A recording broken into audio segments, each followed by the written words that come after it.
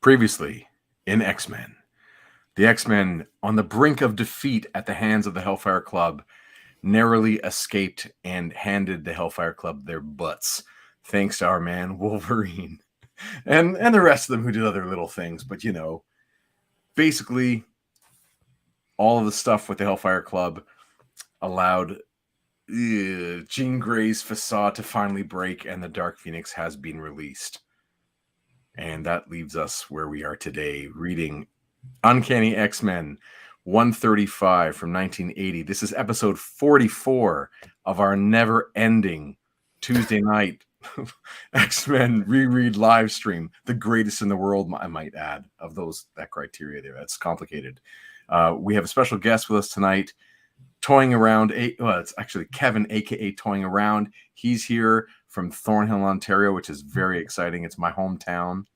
And I'm coming at you from Richmond Hill, Ontario, which is just one north, but real close enough that we get to meet once in a while for some food or toys or something. But either way, welcome to the show.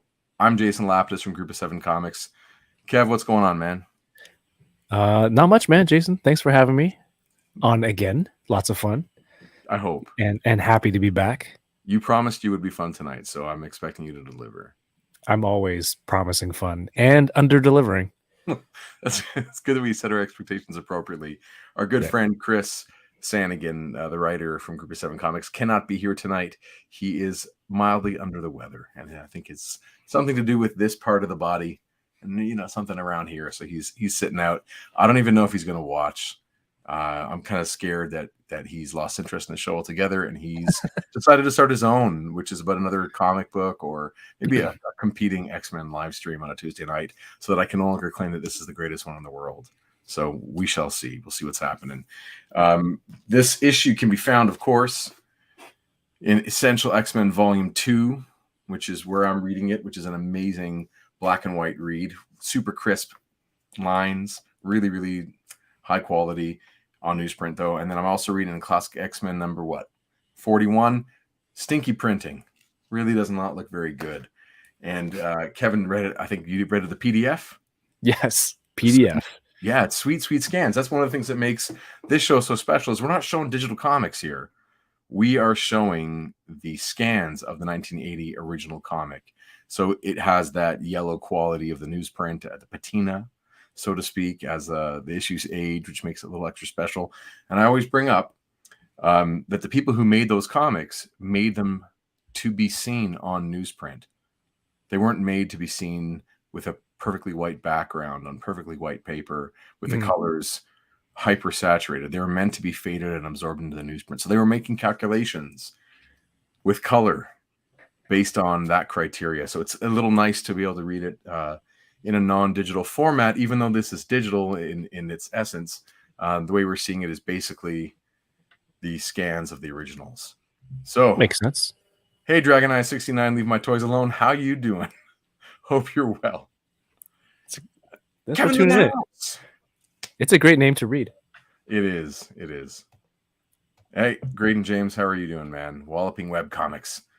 Yes, webcomics are special. I'm going to say that these aren't webcomics, though, just because webcomics traditionally are made digitally and or at least processed in some way digitally. These ones have just been photographed and shared.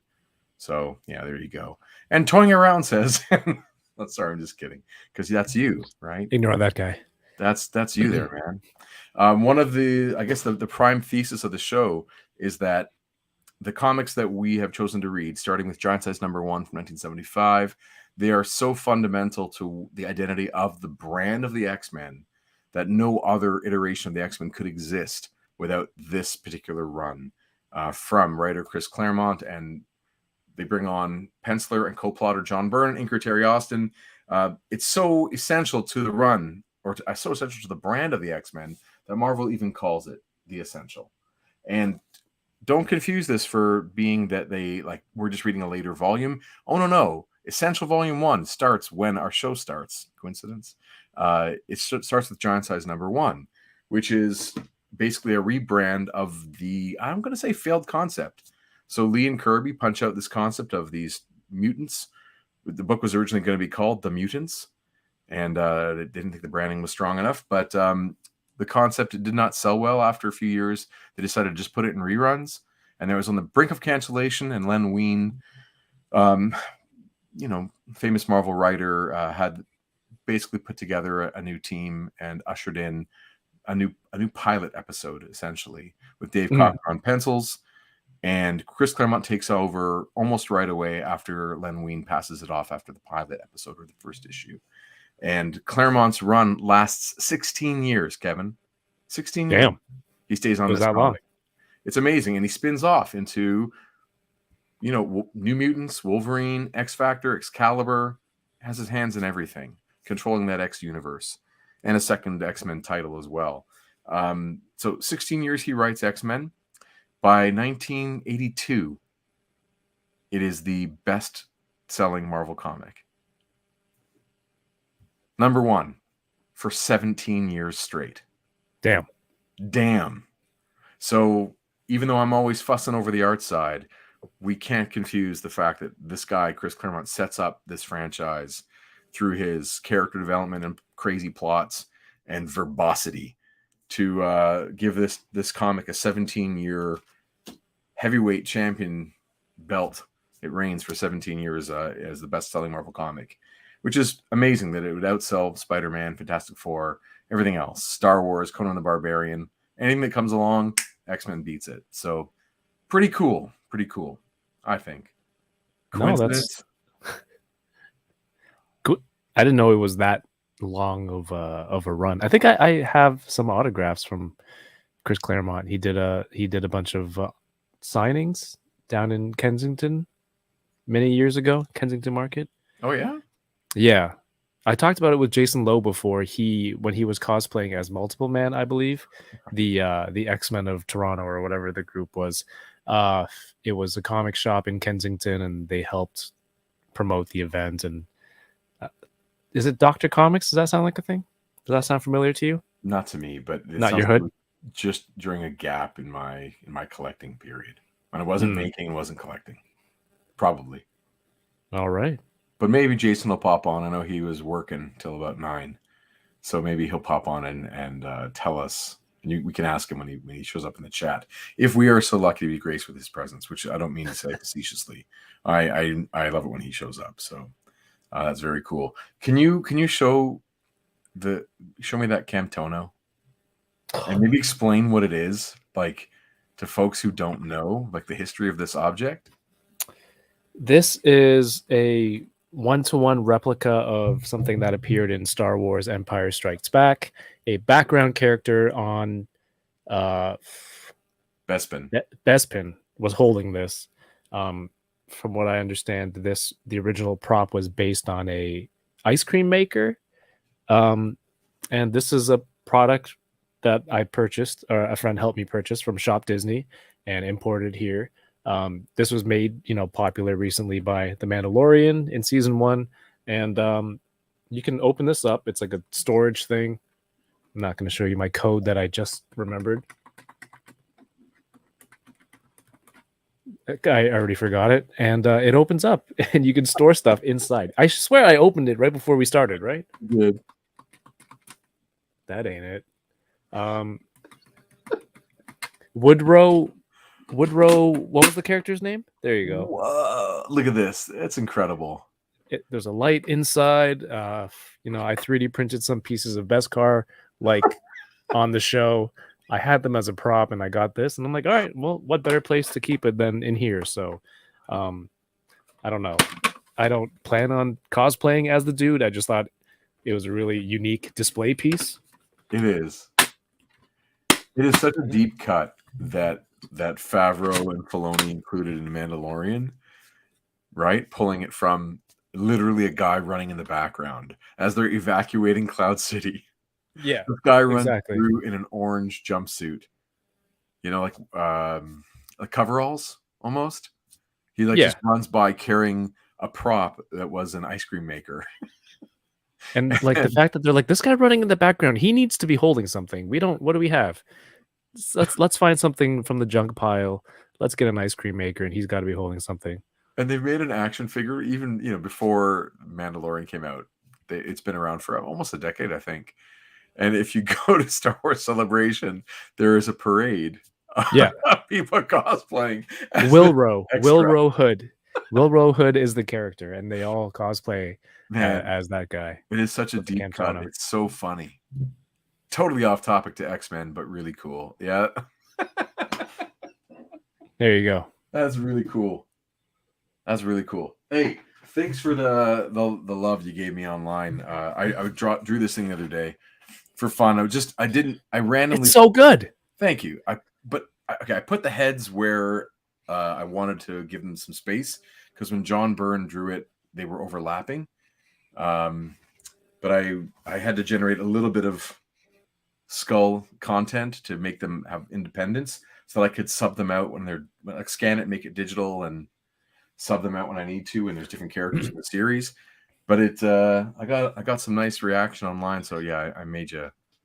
It's beautiful, man. Great job. Can you explain to me though, because now that you mentioned it, why is the Cyclops in that spot? Or sorry, the bottom.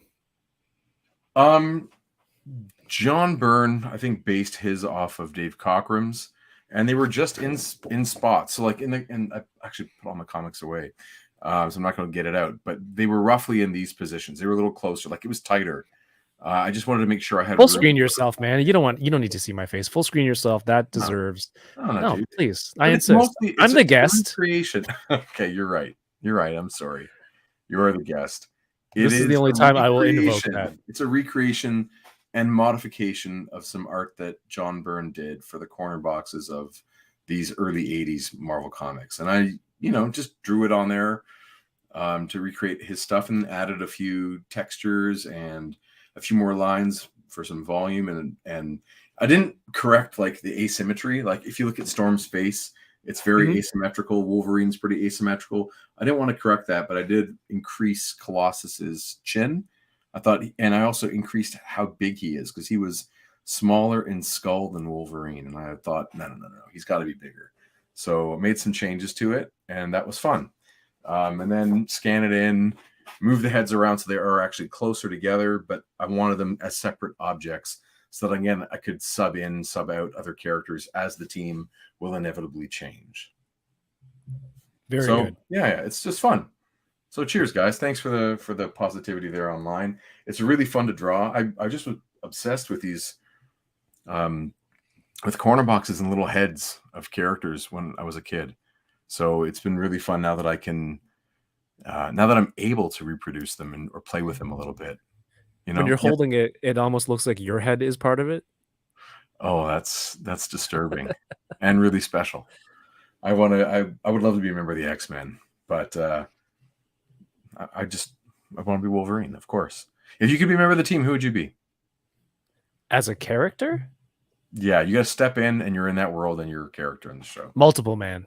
You want to be multiple? Wait, does it have to be X-Men? X-Men men, like core, or like in that a mutant? You can go to the fringes. Multiple man, sure.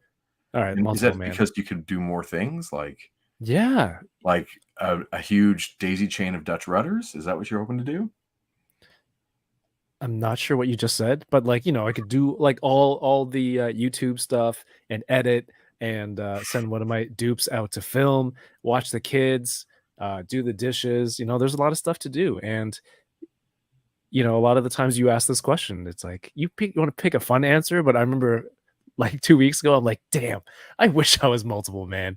And then like I went to Jason Lowe, that's his favorite character, and he's like, I'm like, Jason, does the Madrix Prime experience everything that the dupes do as it's happening, or afterwards when they reabsorb?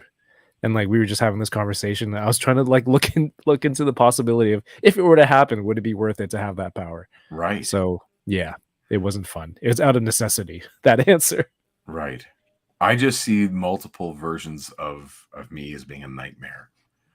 I think I would cause less trouble if I had a healing factor and unbreakable bones and claws and murdering people. I'd cause less trouble as Wolverine than I would as multiple man. Really? Yes. Characters with new powers.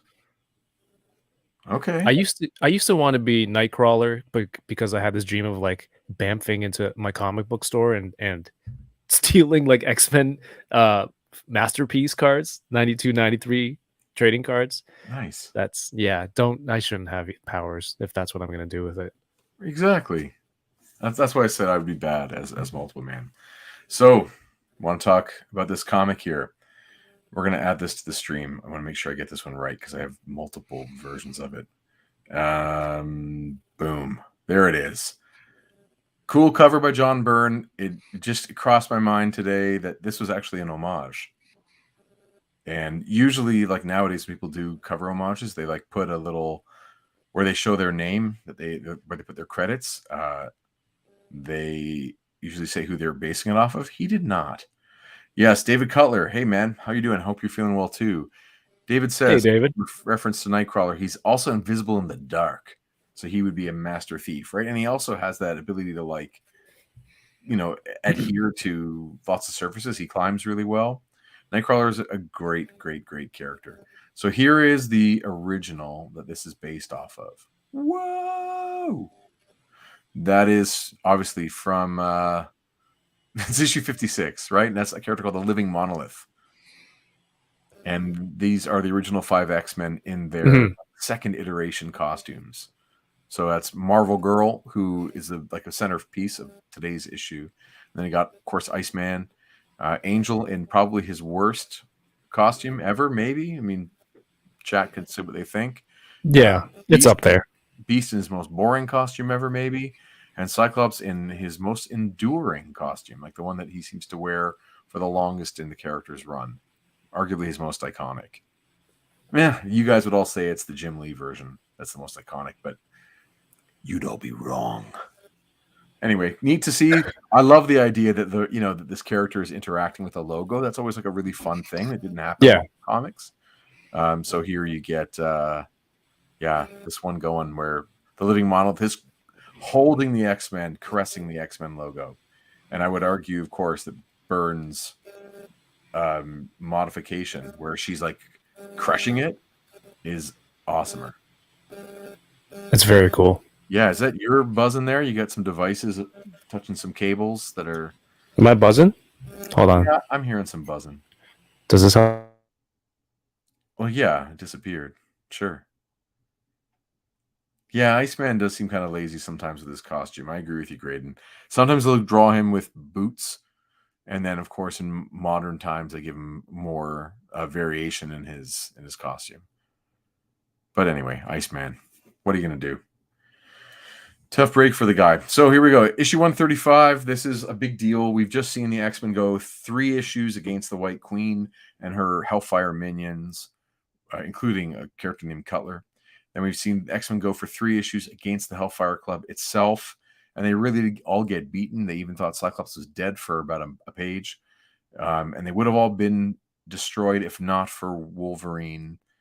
And I guess in the story, there's like a psychic link between Scott and Jean, right? They have this long romance. And they have a psychic rapport.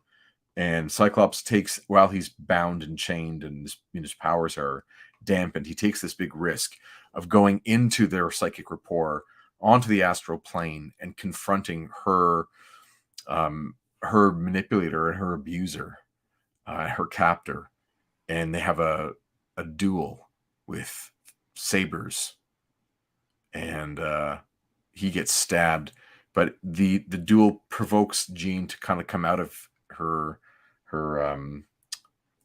psychic fog, and it releases her, and then she kind of frees the rest of the X-Men as well. And then she turns the tide on the Hellfire Club, but then that whole thing kind of brings the Dark Phoenix to the surface. So that whole incident is just kind of a plot device to unleash the monster within her, which places us where we are today. There you go. You sound okay there, Kevin? Everything all right? Is this better?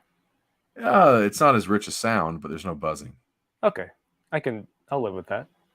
Okay, I can live with it too. Can we do this Johnny West, the saga of Johnny West comic? I thought you were going to read the saga of Johnny West. I think it looks really good. I want to know about those boots. They look like they're high quality. Johnny West wearing his Acme boots keeps an eye out for kids in trouble. Have you ever worn a pair of cowboy boots, by the way? Of cowboy boots? Yeah, have you ever worn a pair? No. No, I've never seen a Chinese person other than like a Jackie Chan movie. Wait, even then he wasn't wearing cowboy boots. One day after school. Were you about Scram to say kid. you've never seen a Chinese person wear cowboy boots? No, I haven't. Maybe I don't know. I don't think so. I'm seeing a Have Google you? image search in your near future. Why wait? You have control. All right. Anyway, This it's kid pretty in the cool. This is like a neat I don't know, a design choice to like put the name of the issue into like the drawing, as opposed to letting the letterist do something like take it in your own hand and use the explosion to say the words Dark Phoenix, which is awesome. So the Yeah. X-Men were just leaving the Hellfire Club's Manhattan or like almost Park Avenue residence, and as they're in their ship above Central Park, Phoenix explodes everything in a fury. Witness the birth of a god. I'm going to actually take us out of this because nobody needs to see the things that I do in the... Your face as you do voices? Oh, yeah. No one needs to see No, that's that. the best part. What about the other screen? The one where we're at the bottom. You don't want that. Okay. Nobody wants that. We want to see these images as big as possible because Byrne and Austin's art is just primo. Witness the birth of a god. Her name is Jean Grey, a young woman of extraordinary beauty, strength, courage, passion. A superpowered mutant telepath, telekinetic, a charter member of the Uncanny X-Men. None of that has changed. And yet, everything has changed. Claremont loves to have his narration. Yeah. Oh my goodness. I would have gone with none of that has changed, and yet everything has changed. Like a different emphasis on everything. That sounds like a fun idea. I do prefer Dragon Eyes. I do prefer the ice to the snow, for sure, with Iceman. Very cool. You don't like the cotton candy snow look? I think if the comic is for little kids, it's really cute. The snowman. But for my 12-year-old self who wants to see a good fight, no, I do not think so. And there you see Phoenix like flexes and they all just go flying, which is pretty awesome. Her first act, 1,000 feet above Manhattan Central Park, is the seeming destruction of those she loves best in the world, the X-Men. You gonna do a Storm? No, you are. Oh, I'm Storm? I don't know. Okay, mine's based purely on like animated series Storm. So it's like, Jean, no. It's really hard to do Storm in anything but her most loud point. You know what I mean? Like, yeah, I think any of us can do like the voice of when she decides to unleash her powers when she's flying. By the winds of the north. Like, we can all do that, but it's really hard to just talk straight as her. Very challenging. There you go. Hello hey, there. Logic. What's up? By the White Wolf. Ach, nein, not another aircraft destroyed. Is he worried about like their bills? I think it's just some levity, man. Right. Yeah, every time they have an issue where there's one of their jets or something, they keep getting blown up. So I think he's cracking a joke. In the balance of the team, like he's the one that brings the levity, don't you think? True. Yeah. And Colossus is thinking, oh my god, a Russian. I get Transylvanian really fast. I can't stay in Russian. Can you do Russian? Mine turns quickly into. It all merges together. Everything eventually turns into Borat. Then I'll give it a shot. But it'll take me a minute to get there. Here we go. Fall from this height will not harm my armored form. I will land first, so that I can either help catch the others or try to stop the Phoenix if she attacks us again. What has happened to Jean, though? He wouldn't say Jean, though. What could have caused this terrible transformation? Oh, I think I hear the Transylvanian coming through. Yeah, I can't help it. But go on, you're Nightcrawler. I can't do this either. It's got to be like. I'm just gonna read it normally. Okay. How would you do it? I find it's like a Simpsons version of German. I Hmm. think about, hey, fun boy, get a room, and then I and then I take a step just to the right. Oh boy. So we're just gonna do regular. Storm's the only one who can fly, and she can't carry us all. I'll have to teleport down. With a Bam. crack, sorry, with a crack of flame and the gusting stench of brimstone, Kurt Wagner disappears to instantly rematerialize a few feet above the ground. It isn't the most gentle of landings. Youch! And I love this idea that he's like falling in one direction, and then when he teleports, he can be moving in another, like open a portal on a different angle, so that he can use the momentum of his fall to instead go laterally. And it's Yes. a really good strategy. And Storm and Wolverine. Oh, I'm still Storm. I have you. Obliged, Aurora. Hold on, I have to zoom here.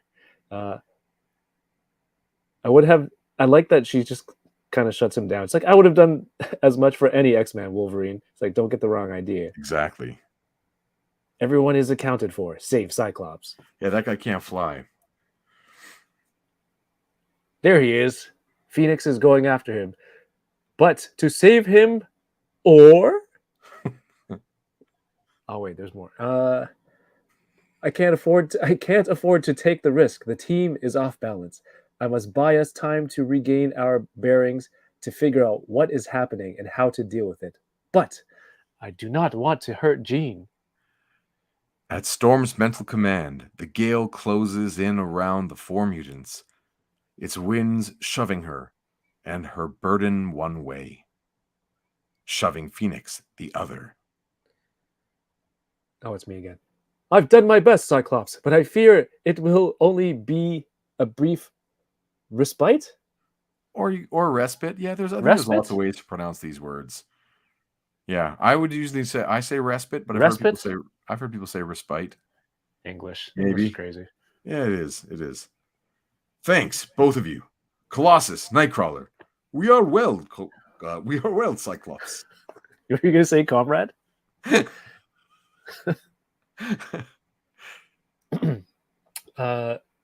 We're alive anyway. Figures. We get away from the Hellfire Club with our skins intact, only to get trashed by one of our own. Oi flipping vey. I never thought I would hear Nightcrawler say oy vey. Would you ever think of me ever saying oi flipping vey? Flipping, no, I've heard you say, I think, oy vey. You're good with some Yiddish here and there. Yeah, probably. Yeah. Oi flipping vey does not sound like Nightcrawler. It sounds. I'm adding that to my vernacular now. Please do. Suddenly, do you want to read Phoenix? Like, this is Dark Phoenix. Are you in the mood for that, or do you want me to try? It's you, man. It's your show. If it bombs, I'll take over. If you're not feeling comfortable. Well, we're never gonna know if it bombs, right? Like, you're doing Nightcrawler straight, and no one's gonna complain. So there's not like we're getting feedback from the internet live that you're doing terrible. Everyone's very kind. What do you mean? The chat loves it. Yeah, agreed. They love it all. They're really nice people. Got to do both voices at the same time. Says. So have you heard Chris and I do this? Because the outline on her word balloons, Chris had this thought that it would be like a duo-toned voice, like it's her feminine voice, then there's like this monster voice in it at the same time. So we tried a couple times reading in unison, and he does the Dr. Claw, and I just read it straight, and I have no idea how it sounds. But Trevor 162 seems to think it's great. Wait, you've never gone back to listen to it? God, no. Come on, we're all working people. We're busy. It's been a busy year, but it's this really funny idea that, of course, we can never read in unison because you don't know how to phrase it. Like, you have to practice. I'm just going to read it straight, and we can miss Chris. But if at any point you want to throw a word in while I'm reading in your best Dr. Claw or any other monster voice, it is welcome, and it'll make Trevor happy, I'm sure. And making Trevor happy is one of the reasons we're here. Yes, there you go. Yours was an admirable ploy, Storm, but escaping me won't be that easy. Why are you attacking us? For pity's sake, Jean, why? Ask not for pity from Dark Phoenix. Dark Phoenix. There is none in her. Dark Phoenix. I think that's just Batman. Yes. Yeah. Any kind of Batman, especially the Christian Bale, is a Yeah. perfect one to add. She strikes like the angel of death, terrible in her unhuman beauty, as elemental, as majestic as the stars in the heavens. So we really don't actually know what Phoenix is. Like, it's been really loosely explained by Claremont and co. over the many months. Like, we just know that she had her life spared by some kind of cosmic entity which has repowered her, and we really don't know much about it. So the fact that this kind of power corrupts her, I think is you could really do a very interesting feminist reading on it, like how it keeps happening in comics where when a woman gets too much power, they get corrupted and everyone has to stop her, like Wanda, same kind of thing. But I don't think that's what's happening here for our sake. Like, I think we're just reading as if it could be any character that gets corrupted, whether it's Superman or, you know, or anyone with too much power. But this force that's in her is, she's not able to manage it, of course, because it's cosmic. It's like the primordial fire of life, and as irresistible. And then Cyclops continues thinking, Jean's enjoying this. Using her powers, turning her on. Oh, that doesn't age well. Acting like the ultimate physical, emotional stimulant. Oh, this does not age well. We have to stop her. But how? How do we turn her off? How do we keep her from getting turned on? How do we by this? What kind of, I don't want to go any further than that joke, but I can't. Yeah, that's a pretty funny, out of date phrasing. Balloon. Yeah, definitely. I must remember, despite her actions, Phoenix is no villain, but our dear friend. We wish to help her. If I can tangle her in... It's hard to do, man. Like, I gotta practice Russian. When I do things, I have to... No, it's fine. It's just, it's his logic. It's like, let me catch her in this tree. Yes. If I can tangle her in the branches of this tree. She's just a kite, apparently. Yes. Floating around. You'll ensnare no one, Colossus. Save perhaps yourself. Yourself. Lenin's ghost. She telekinetically transformed me back into my human self. I'm no longer strong enough to hold this tree. Hang on, Petey. Okay, I'll get you out of there. It's a one-man show. No, you won't, Wolverine. And then who's speaking here? Is it Wolvie next? I don't think anyone else says Christ Genie. Right. That's in the drawing I have, it's all black and white, so I can't actually see what's happening. It's orange in the it's not even orange. The tree, but I think I see Wolverine's arm, like underneath at the bottom. I see Colossus kind of tucked in this fetal position, and then Wolverine's arm. I think Wolverine's underneath him. Yeah. Cripes, Genie. Change the tree into solid gold. It must weigh tons. Oomph. As he takes a mouthful of Colossus right there. Gene, no more. I beg you. My wife's probably wondering what the hell's going on. Your story was excellent, by the way. We are your friends. Let us help you, please. It's too late for help, Aurora. For me, for you, for the universe. And Dark Phoenix has no friends. She was like this when she saved the universe. Oh, I gotta zoom out. Where's my mouse? But then her power was tempered by joy and love. There is no joy, no love in Dark Phoenix. I sense pain, great sadness, and an awful, all-consuming lust. Aye, Aurora, take your best shot. So this is now like this page has a few references to like her femininity and her sexuality as being part of her evilness. You know what I mean? Right. And I don't mean to like take that kind of reading, but I think it's kind of hit me in the face. I don't know. I don't know if you're getting hit with it too, but like seems to be where Claremont is kind of going. Yeah, but that's not my intention, but it's still coming out anyway. Dragon Eye 69, Leave My Toys Alone, says, wait, doesn't Kevin have a soundboard with a synthesizer? You want me to use the synthesizer? Yeah, I can hook it up. Can you make it to lower your voice like an octave? An octave? Let's see. Or whatever amount it lowers voices. And by the way, can you please wear some cowboy boots? All right. If we're gonna talk, I'm gonna set up the thing, the voice, Okay, but also the last page, Whoppers, the chocolate with the crunch in the middle. Where do you stand on those? They're like malt candy, malt chocolate. I will eat them right now. Why? What about you? They're fantastic. I just don't like they sometimes stick to your teeth when you're done. That's Sure. all. But they're great. I agree. If there were some, I'll even go for like the bulk Byrne version. Were they cooking Whoppers? Sorry, I'm gonna go back. What were they cooking? It looks like 2 sausages and a turd. Oh boy. Or like a hedgehog. I'm not. Maybe it's a hamburger patty. Maybe it's supposed to be a potato. It is not clearly rendered. This is not the best art we're going to find. So I don't know what to tell you. But they're not cooking Whoppers. I think it's 2 sausages and something. Do you want to say it's a potato? No. Yeah. Okay. Can you hear me? I can hear you. Okay.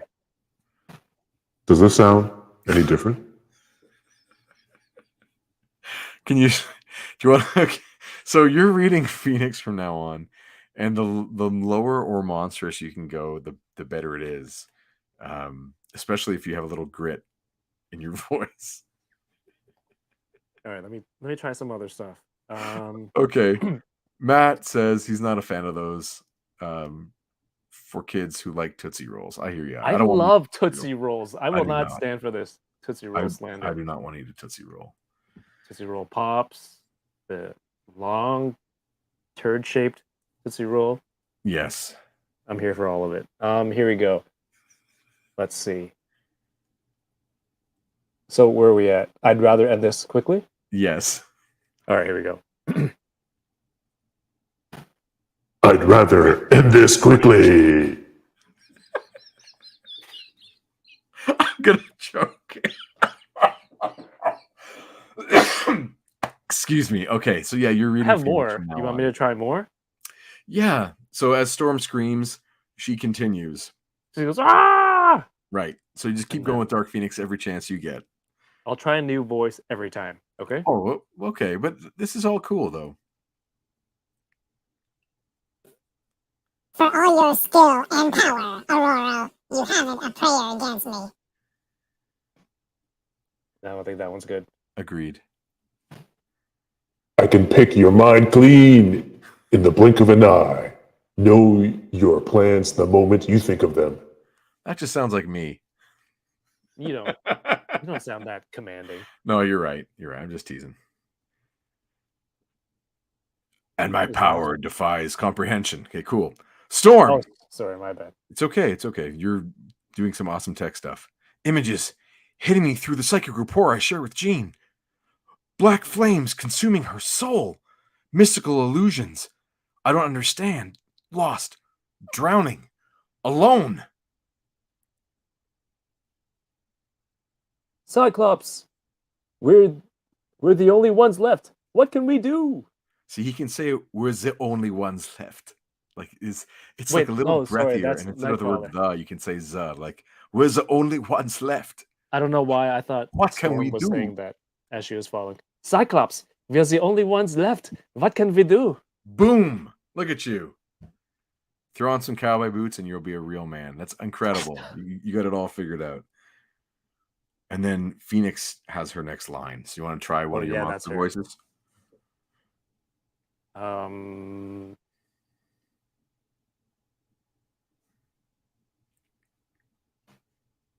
a thing, Nightcrawler. Can you just leave it on that? It's so good.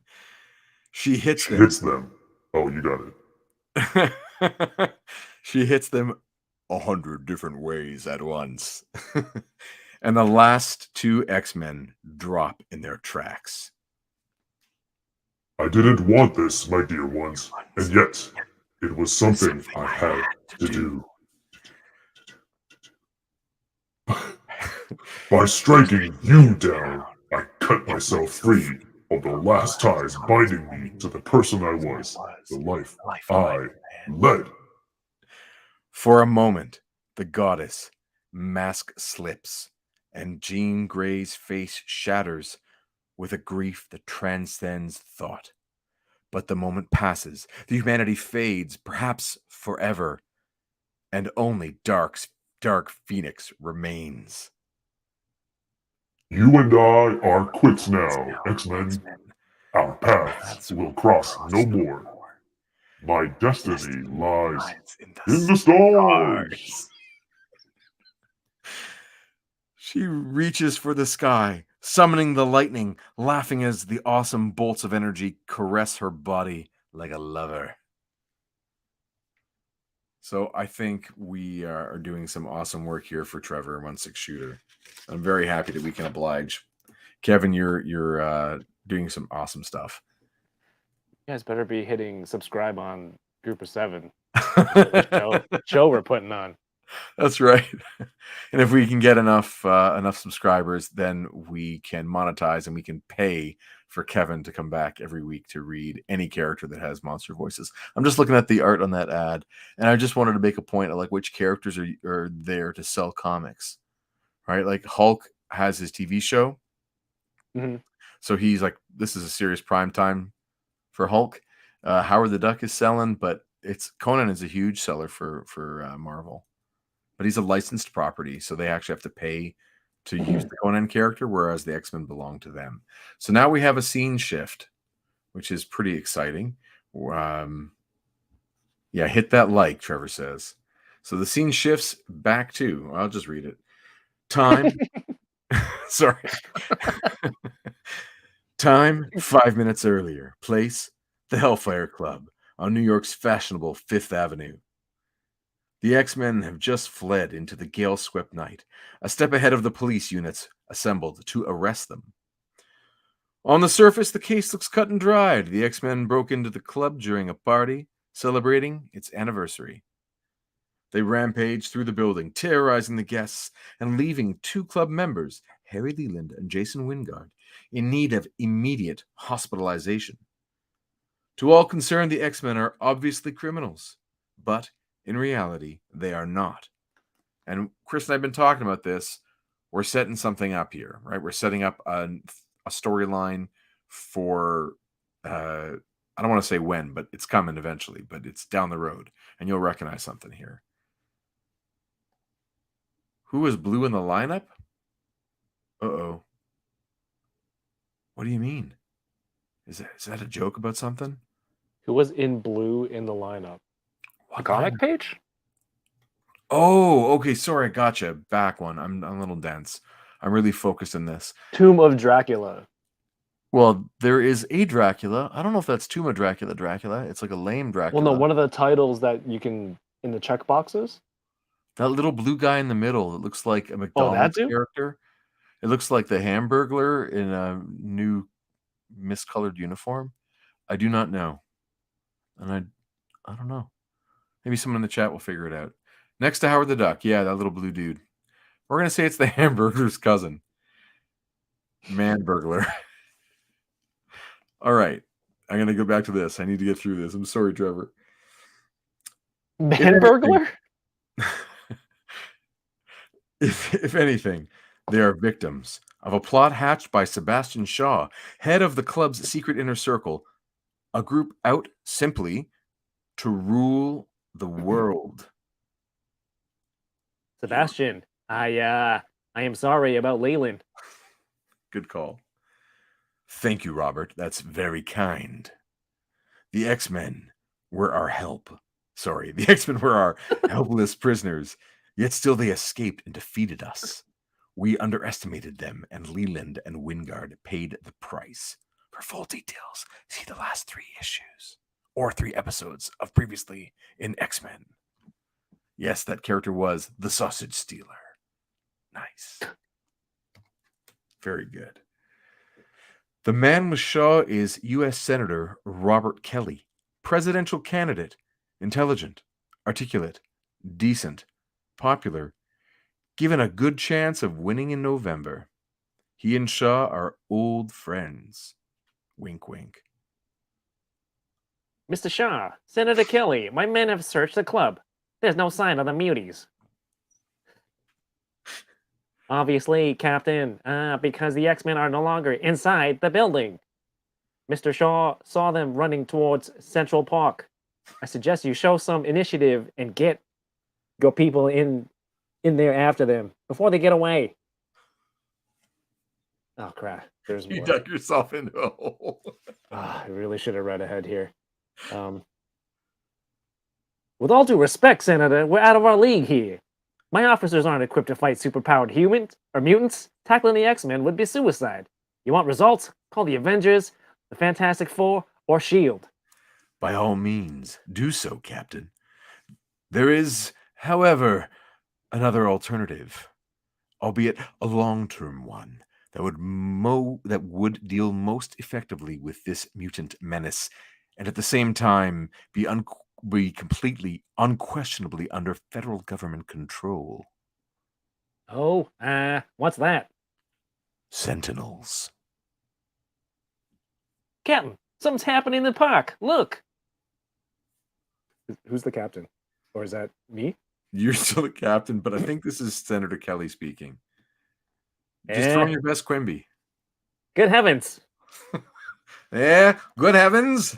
That's terrible. Is this him still? It is still Kelly, yeah. Oh boy.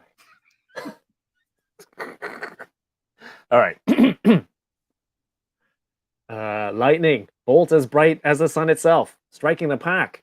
Wait, no, that's the policeman. Striking the park. It's incredible, impossible. What could be causing it? Storm's the weather witch. This is her kind of stunt. But what's the point?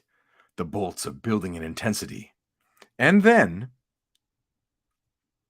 Phoenix! Saints preserve us! Yeah, that's true. Please preserve us. Kevin, you got a whole Boston Battle Droid thing going on. Roger. Apparently. Yeah, I think you really have you those prequels really made an impression on you. I've like watched you play with toys for a long time now, and those old ones. You mean like doing stupid voices? The prequels like really, yeah, like it has a big impact on you. Like I see when you play, like it's one of the things that really gets you. Did you ever see this movie, The Black Hole? By the way, this is on Disney Plus, or at least was last year. And I saw this one in theaters, like in the wake of, Star Wars and all that. And it is really, really, really slow and not fun. But I wanted that floating R2-D2. Either way. And the thing in the middle that looks like a giant guitar? Yeah, that's like the ship that they're all on. It's the main set piece for the whole story. Like the characters in a small ship, which is the bed, they dock up with this big ship that has like been on the outside of a black hole for a long time and not sending transmissions anymore. So they're trying to figure out if anyone's still on there or still alive. When they get there, they have to like explore the ship, and you keep waiting for a xenomorph to get them, or a predator to kill them. But instead, they're just that red floaty droid with spinny propeller razor blades kind of comes at them, and I don't know, it's not a very engaging movie, but at least you can fly away on your bed in space. And no, it's not a good movie at all. It doesn't hold up, and it seems to be a miscalculation and a misfire, but I still wanted that flying R2-D2. Yeah, Vincent. Anyway, Black Hole, try it on Disney Plus. I bet you won't last half hour. It's Ernest Borgnine is in it, which is exciting because of that episode of Simpsons he was on with the Campers Pampers. Remember when Bart joins the Junior Campers? Are you on mute? You are. I am. I'm a professional YouTuber. Do you remember Ernest Borgnine on The Simpsons? Or no? Am I speaking gibberish? I don't specifically. There's an actor from older movies named Ernest Borgnine, and he did an episode on Simpsons where Bart and Milhouse order the slushie that's 100% syrup, Mhm. and they go on a rampage. Let's Go Crazy Broadway style. Anyway, when they finally get on their trip, Bart joins the junior campers, and when he's on the trip, Ernest Borgnine is there. So I knew him more from Simpsons than I did from movies, but he's a character actor and he's kind of hilarious. You'd recognize him if you saw him. Moving way on. This is insane. Okay, I love this. Let me read the yellow part so you can be your homie Ben Grimm there. Are you being racist? No, that's one of your favorite characters, isn't it? Is it because he's Jewish? I didn't know until you told me when you said it's one of your favorite characters, Jason. Cowboy boots. You were the one who said there's never been a Chinese person in cowboy boots. That's not racist. No, it's not. I'm just teasing you. Okay, go ahead. I've never even tried reading the thing. This is gonna be so much fun. You can narrate. Of course. Go for it. You got to go for it, man. At that moment in the Baxter Building, home of the Fantastic Four. Sheesh, Stretcho. I was just getting all nice and lathered when you had to hit the red alert. It's going to be Wolverine again. I mean, come on. I don't do a New York accent. And he's not going to be like doing a Yiddish accent. So what am I supposed to do? What happened, Reed? Galactus step on Yancey Street or something? This is serious, Ben.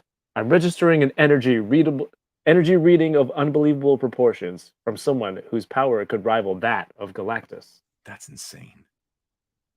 On Manhattan's west side. Go be Spidey. It's good. Oh. That Firebird image. The moment it appeared, my spider sense went crazy. Keep going. Okay. Narrate, man. In Greenwich Village. That's you. Okay. By Hogarth. I sense images of great mystic power, great passion, great evil. What do they mean? Sorry, but what meaning do they have for Doctor Strange? Talks about himself like that. Yes. And on the edge of space. Go ahead. What does he sound like? Silver Surfer. He's in outer space. All right. He's Lawrence Fishburne. Did you like that portrayal, by the way, in FF2? I can't say I remember any of that movie. Okay. Well, it has Doctor Strange. It has Silver Surfer, and I believe it has Captain Holt, too, from Brooklyn Nine-Nine. Okay. And on the edge of space. Can it be? I sense a kindred soul, a child of the stars, so like the Silver Surfer, and yet not like me at all. She is human, flawed, and that flaw bids fair to destroy her. I must aid her if I can. For more of the Silver Surfer, see Epic Illustrated #1. That was insane. So was that supposed to be a shockwave or soundwave? That voice? Like that's like an auto-tune kind of... Yeah, it's like, I thought it's like a cosmic, spacey kind of voice, but I really think it's just T-Pain. Okay. It's just like, Shawty! As she lifts off, she misses an Avengers Quinjet going the other way. Do you want to read Beast? Wait, where the hell are we? Oh, my bad. Sorry. From Silver Surfer, we have to go to the top of the next page. Okay. Okay. So you have to still read more Surfer, by the way. Oh, that's still him? His line doesn't finish. Like he says, I must aid her if I can, and then it goes up to the top. For more than a single Terran life hangs in the balance. Left unchecked, this force could threaten the entire cosmos. But even as the Sky Rider of the spaceways speeds round the globe, even as others become aware of her existence, the Dark Phoenix bids farewell to her homeworld and soars spaceward to fulfill her malefic destiny? Malefic? I don't know this word. Malefic? Malefic? I'm looking it up. Malefic? I've never... Let me see. Like While you Maleficent, Google right? that, I yeah. am. I'm right now. Let's see if there's a better Phoenix. It Dark Phoenix. is an adjective meaning causing or capable of causing harm or destruction, especially by supernatural means. Wow. So like the word maleficent, remember that? So this is malefic. Yeah. Yeah. It's yeah, there you go.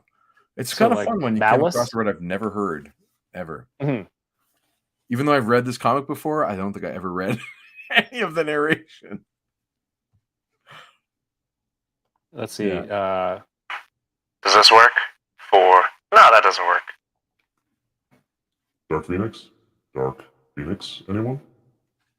Sure. Silver.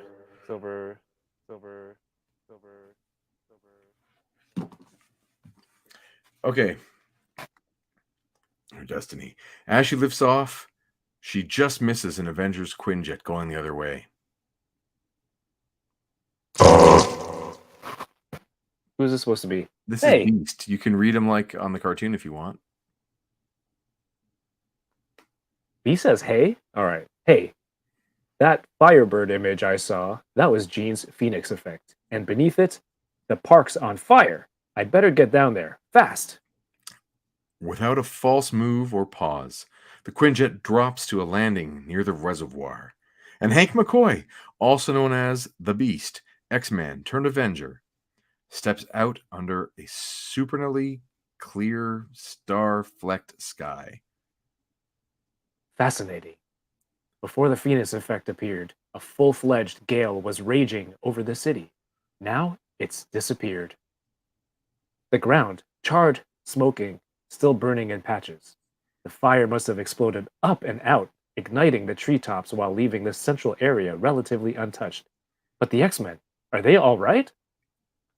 Scotty, it's Hank. I hear you, old buddy. Throat raw, can hardly talk. I'm okay. See to the others. And shortly, Mein Gott, that solid gold oak tree should solve New York's fiscal crisis, for sure. Storm, Aurora. My lungs, clogged, difficult to breathe. Also, feel broiled. Otherwise, Cyclops, I am, as ever, ready for action. Don't look now, Scotty, but I think the lady just cracked a joke. Woof. Move it, you two. I'm not holding this all night. There's like a giant gold tree. That is really weird. Minutes later, this is still Beast, I believe. Okay. Anyway, psych. Instead of sounding an Avengers alert when I heard the police call about the X-Men, I erased the tape and came to see if I could help. Happened last-ish. I guess, once an X-Man, always an X-Man. Hank's hiding it well, but that choice is tearing him apart. He loves being an Avenger. I hope we can make it up to him. The Quinjet arrows across the Bronx towards the X-Men's Westchester County headquarters. Let's turn our attention westward across the continent to the New Mexico mountaintop home of another former X-Men, Warren Worthington III, better known as the High-Flying Angel. His house guest is the X-Men's founder and mentor, Professor Charles Xavier.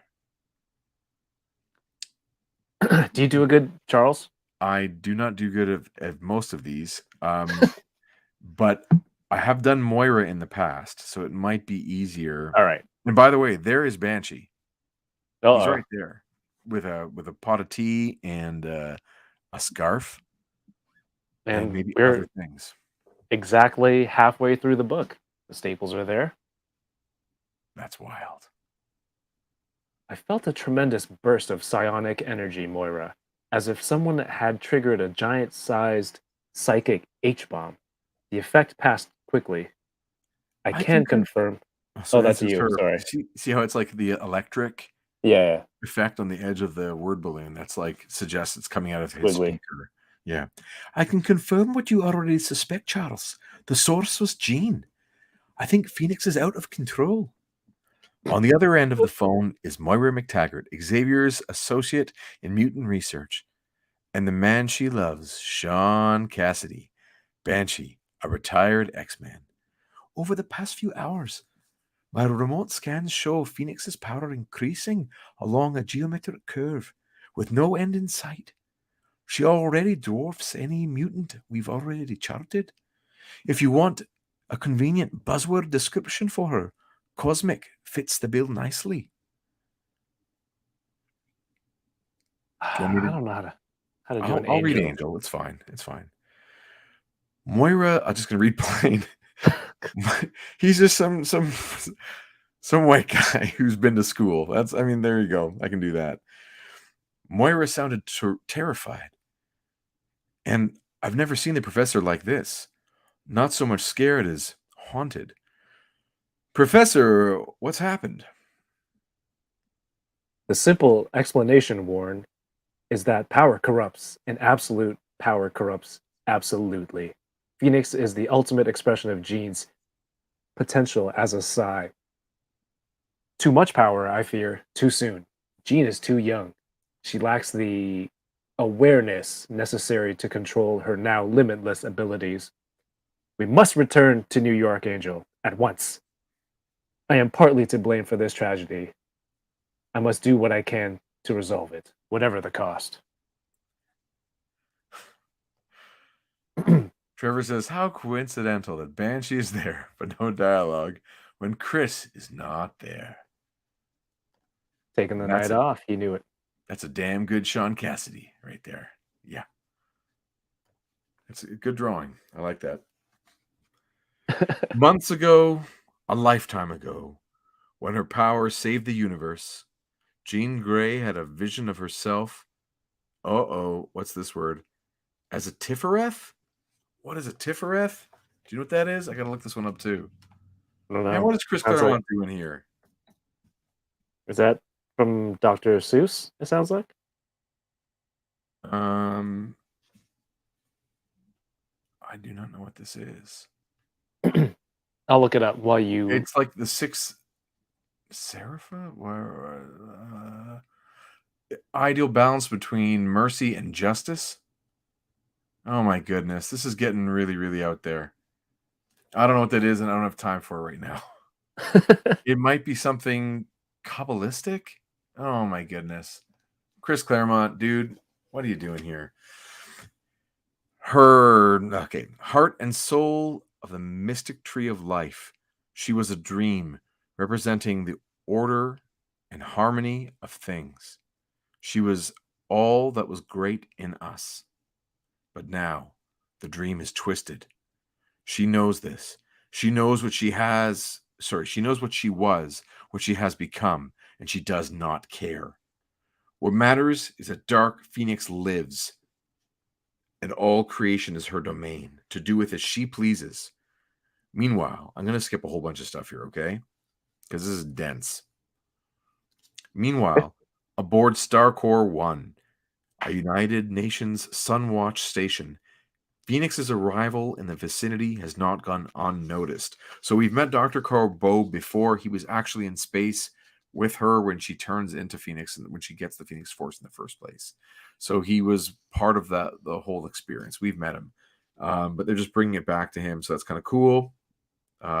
She obviously goes by Jupiter. You see the big storm there, the Eye of Jupiter, which is kind of cool. Seconds after that, she is well into the vast emptiness of interstellar space, and her journey has only begun.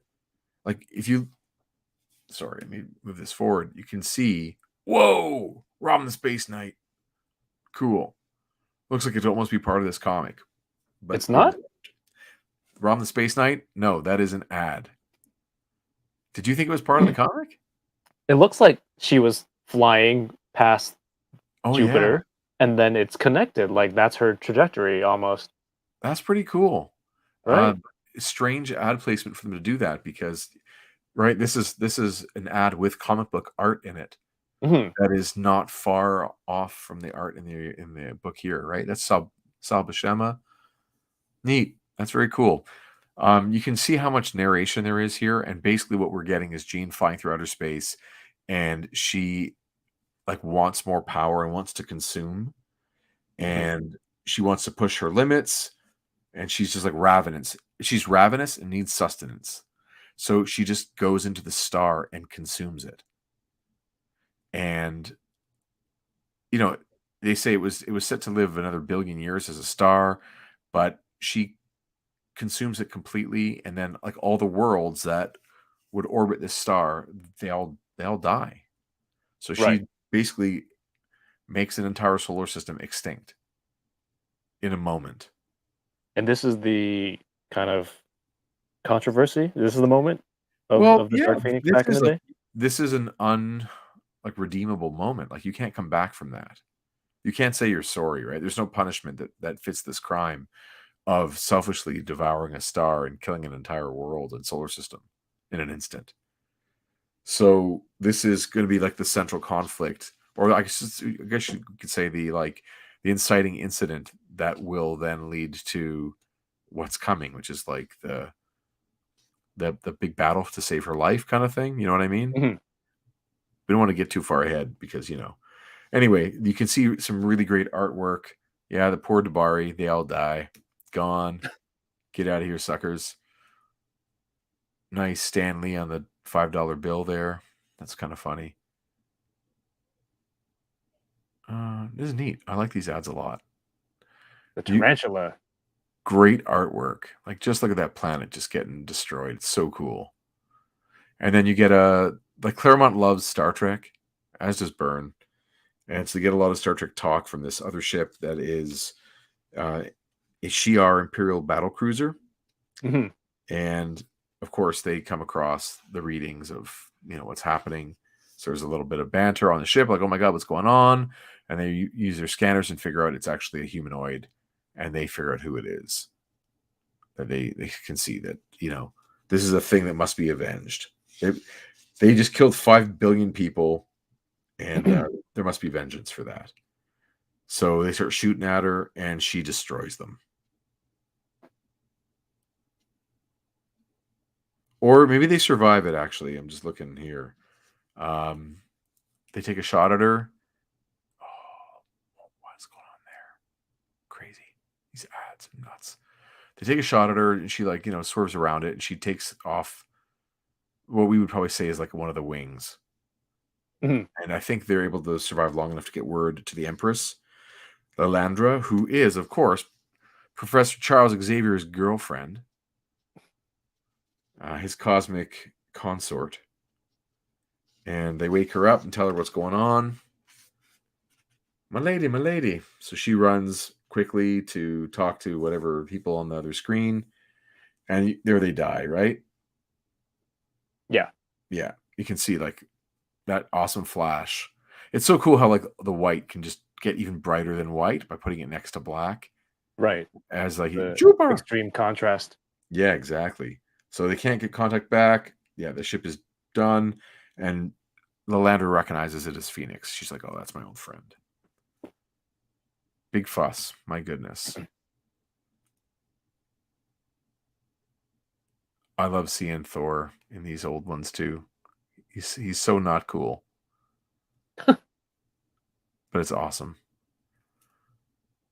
So that'd be like a lowly job that no one wants, right? They have to draw those Thor hats. Fruit pies at this Korg-like creature. Yeah. Earth. Specifically, a venerable mansion located on Grey Mountain Lane, a few miles outside of Westchester County, town of Salem Center. I read that awkwardly, but the words were correct. Its official title is Professor Xavier's School for Gifted Youngsters. In addition, however, quite unknown to the neighbors, it serves as the home and headquarters of the X-Men. These young mutants have seen good times and bad, but in all the years since the team's founding, they've never faced a moment quite like this. Ever since we returned from New York, Scott has just sat there, not eating, not speaking. He's taking this very hard, Roro. If there was only some way to help. Don't get your hopes up, Petey. Giving up, Wolverine? I find that hard to believe. I may be stubborn, Roro, but I ain't stupid. I'm a realist, and realistically, Jeannie trashed us without even raising a sweat. You think a rematch will end any differently? It might, short stuff. Teamwork will help, and I think I can whip up some gadgets that could make the odds a bit more equal. A bit? A bit? Sorry. No, thought you were I shying am away from Nightcrawler. No, that's good. That's better than nothing, Fuzzy. Eh? Oh no! No! Scott, what's wrong? It's Phoenix. I can sense her in my mind through our psionic rapport we share. She's returning to Earth. And she's hungry! Next, Child of Light and Darkness. I love that Nightcrawler and Beast are both like these characters that climb and hang, and they're like up on the counter, sitting in a funny way. Yeah. They have They're chairs. There's chairs on the table that no one's sitting on. You see Yes. in the panel above, there's 3 chairs. Yeah. And they're just like, let's get our footprints on the counter. We're making fresh pasta on this. There's like a machine right there. No, we're going to put our feet on the counter. Totally. They're one of the things that make a team book fun to draw, because you get to draw characters of different size sharing a space and characters that do things differently.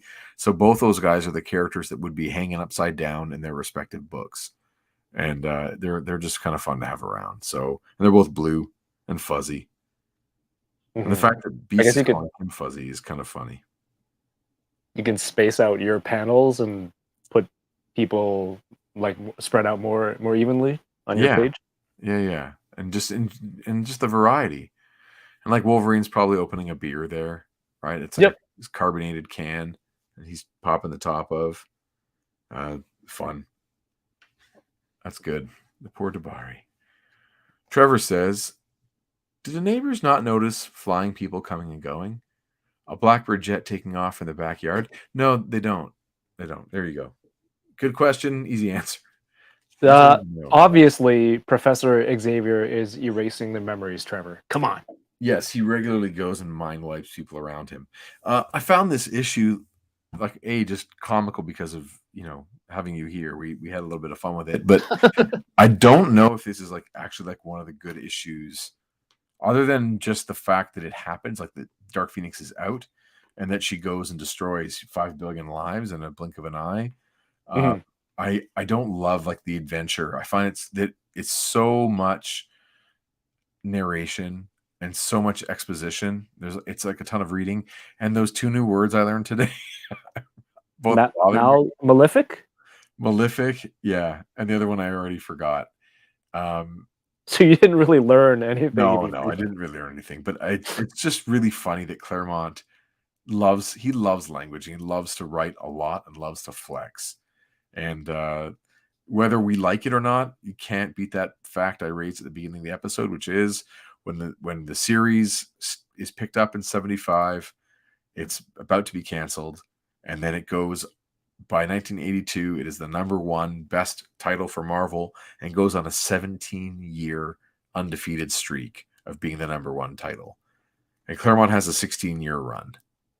So I find that to be just remarkable. And even if there are things we don't like necessarily when we read it, he still puts together a more engaging tale than just about everybody else writing, this kind of mainstream superhero book for the average reader in North America in the 1980s. It's pretty remarkable. But is the other word Tifereth? Yeah, but something like that. It's That's what it is. But I don't imagine we'll ever have to come across that word ever again in our lives. Next week on just cuts the next week, and you're like, oh, come on, Claremont. Yeah, that'd be hilarious. Trevor says we need to get Claremont on here and just quiz him with these words, see if he can define them. Yeah, that'd be really funny. I wonder if How he good would that has- be? What, to have Chris Claremont on? Yeah, what better insight than Than the Chris man Claremont. himself. Yeah. He's luckily there are a lot of interviews with him online, and he is as talkative as you imagine him to be. As So- his text box are. Oh yeah, man, he goes and goes. It's great. Gives you a lot of material. Trevor's gonna bring a list of words. And just test them at the convention. Yeah. That's a lot of fun. Kevin, what are you up to these days with your channel, if you don't mind? Bring us back on the screen, Jason. There I'm you working go. on it. What am I up to? Man, I just this Thursday, for Unboxing Thursdays, I do a live stream every week where I unbox toys with a friend in the toy community. This week I'll be joined by the fellas from Foxforge Toys, who sent over a product sample of their new toys, Stardusk. I have a review that I put up for my channel members on YouTube, but it's going to be live for everyone tomorrow. But they'll be on Thursday talking about their toys. The newest episode of Hunting Around is also out on the channel. You can go watch it, episode 4. And of course, I filmed episode 5. I have to edit that, and I'm filming episode 6 in like 2 weeks. So On the 17th. on the 17th. And stop getting COVID, and you can come Oh, to come the on. events. That's not how it happens. Stop licking all those doorknobs, and you'll be good. Just a lot of cool stuff going on in the channel. There's some familiar names in the chat tonight, so thank you for those people who follow me over here. This channel is a lot of fun, so make sure you stick around. Jason and Chris do this every week, much better than the way we did it, the two of us tonight. But yeah, and that's what's going on the channel. That's a lot of fun, man. I enjoy whenever I get the chance to watch you guys do your unboxing live. It seems like it's always a good hangout and neat to see, just the fun of opening one's presents. It's a bit of a blast. And luckily there are a lot of toys that you collect where I have interest in them too. It's not just random things. I'm not just looking for the sound of you opening packages but I enjoy. Oh, what is that? That's the one of the figures from Foxforge Toys, Stardusk. That's awesome. That's their line, and this is a Reaper Division Legionnaire. So Like 6-inch? yeah, like how cool does this look, man? Looks very cool. Right? It's got like glittery red paint on it.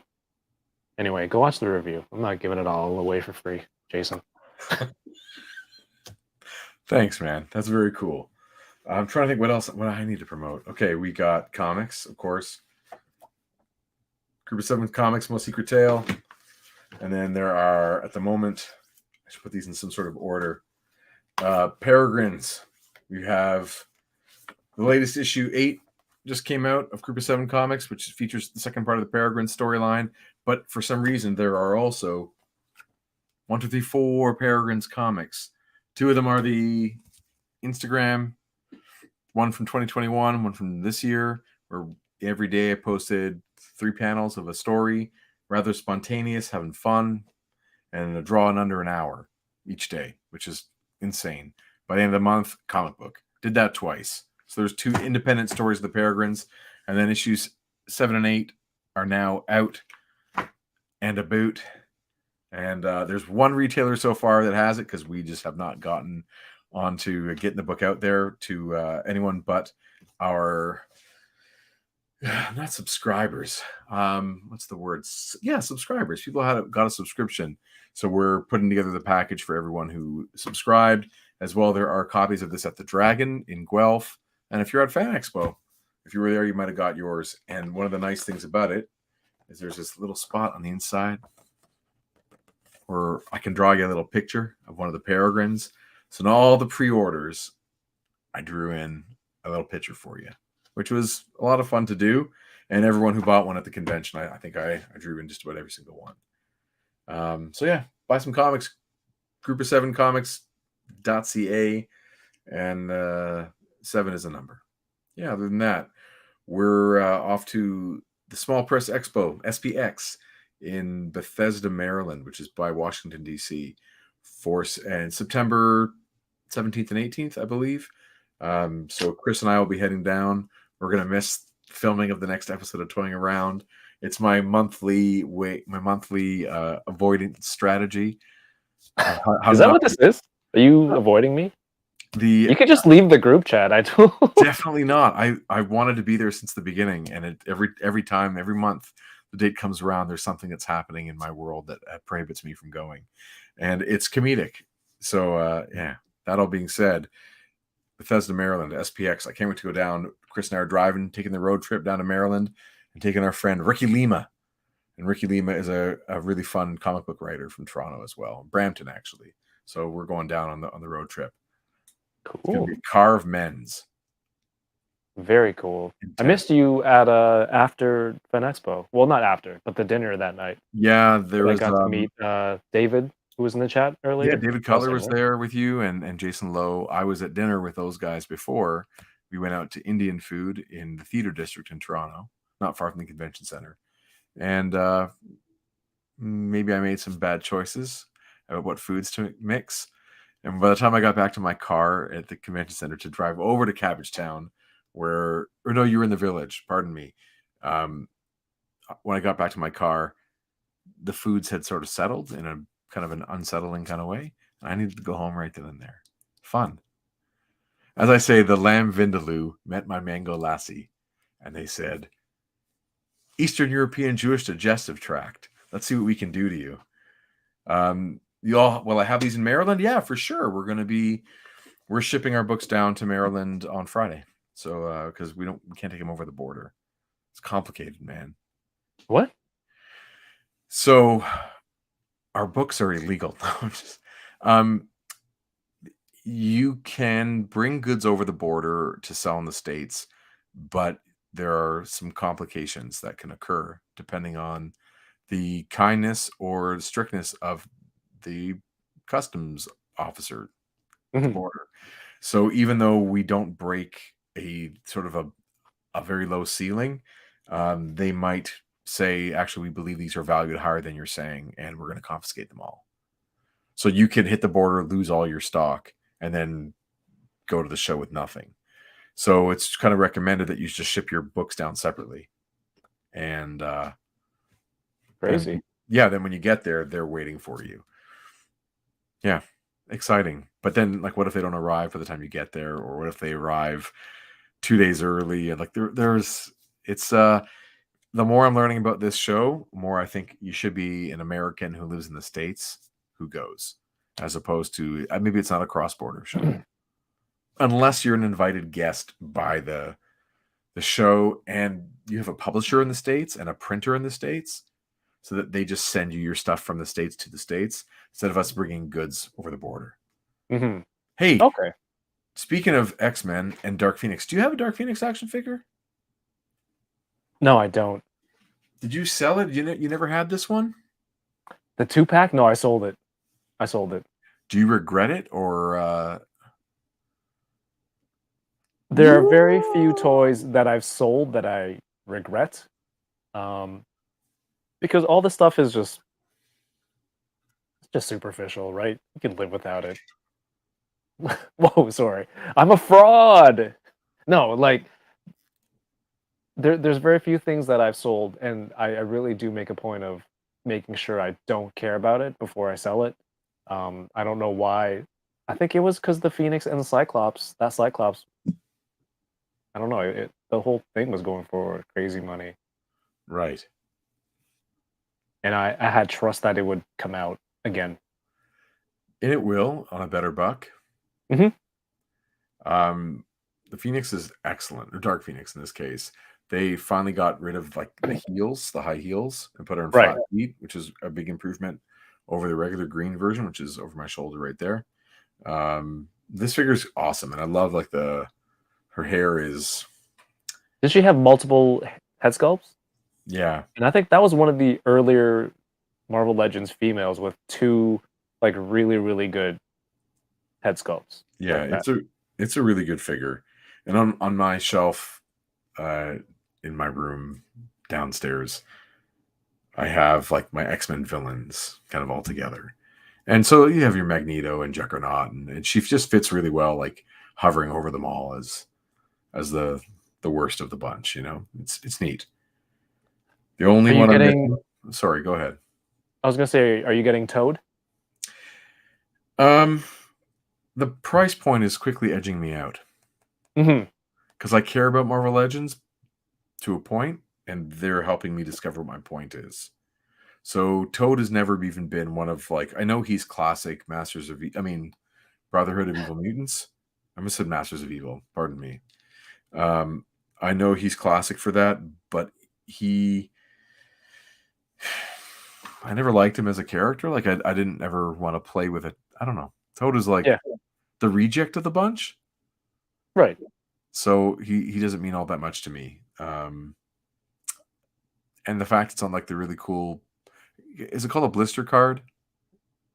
Yeah. The retro That's for sure. packaging and the price point is just it's up there. Is it $50? I mean, Up here, it's probably closer to 50 after tax, which I get it because the yeah, first version of that character in how many years you want to take it out and display it with your team, right? You don't want the first yeah, one to be because the retro card, I'm certain it's meant to be like displayed for that card. right. Just like my Captain America right there. Right? So I'm sure they know a percentage of the people buying this are keeping it on card Right. and not opening it. But there are people who want Toad to complete their Brotherhood of Evil Mutants. Yeah. So, you know, I'm sure there's going to be another version coming out down the line. I'm sure there's going to be a sale at some point. I mean, that was probably the least favorite of that first wave of Toy Biz Legends. Right. So, maybe other than the nostalgia factor of recreating Wave 1, it might not sell well. It might not sell well, just like the first one. Sure. And then maybe put on a different color scheme too. Yes. So I'll wait. I'm in no rush to get Toad. But yeah, there you go. Is Marvel Legends your go-to X-Men? I never asked. Or is it? No, I'm asking you. Flipped it. Marvel Legends is my go-to. I do not generally go after imports. Just again, I think the price point gets out of hand for the enjoyment factor for me. Like I get a lot of giggles out of my Marvel Legends Wolverine when it's yellow instead of orange. You know, Stop looking at my shelf. I'm looking at your shelf. I'm trying to see where he is. Did you move him? Oh no, I changed it for the VHS version because I got that. Oh, nice. Yeah, you have a great X-Men shelf. Yeah, I Gene's love me falling some. down. I love me some X-Men's figures. And oh yeah, there he is. I see him. Yeah, he was beside Professor X there and under Rogue. I have these ones too. Like I love these figures. They're so much fun. But Marvel Legends is my go-to for X-Men. But I also love the 3 3/4 retro style ones that are right there. There's Wolverine and Cyclops right there in front of my X-Men comics. So they're these little dudes, and I hope to get the whole set if they ever all come out. So there is the Hasbro Pulse exclusive of Wolverine in the yellow and the tiger stripes, or they call it, and Dark Phoenix. Yes. And that's like I've never even seen it. It's just I think a Pulse exclusive, and it's always looking sold out. If you ever see it up for sale again, let me know. I got to get those. They're the only figures in the series I'm missing. Well, the beauty of having your own YouTube channel is that you could just ask your viewers to help you out. I'm asking you. Yeah, I'll help you too. But you know, there's people in the chat, US people who order more from Pulse something. Right. Maybe if you have an extra set, um, help Jason out. I need to get those figures. I need that little Wolverine, especially, and Dark Phoenix, man. But that's pretty much it for us, man. I'm excited to see your next episode of Toying Around, the Unboxing Thursdays. And Me too. I'm very excited for your shoot on the 17th with your upcoming guest for the newest episode of Hunting Around. And that's super cool. You have any interest in trying to plan a toy jam again or no? No, I'm pretty rammed for the rest of the year, but I do want to sell some stuff, so we'll see how that goes. I'm in a purge mode. A lot of mezcos. Anyone looking for mezcos? Message me. Batman? Oh, yeah, we'll talk. We'll talk offline. Let me know. All right. Batman. I like Batman. It's my Dark Phoenix voice. Oh, that was awesome. What device were you using? I'm just using an app to modify my voice. Just an app? Yeah. On your phone?